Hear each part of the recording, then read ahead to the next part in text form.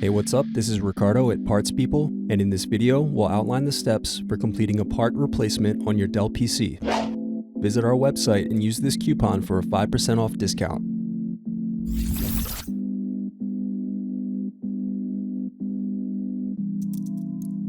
Unscrew and remove bottom base.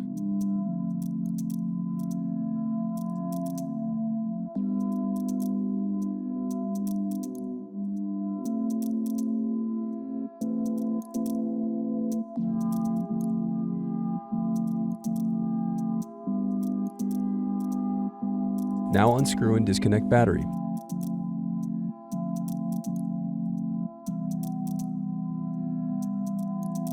Then unscrew and disconnect wireless card.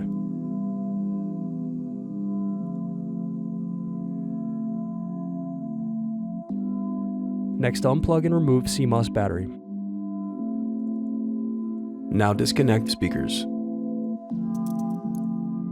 Then unscrew and disconnect hard drive.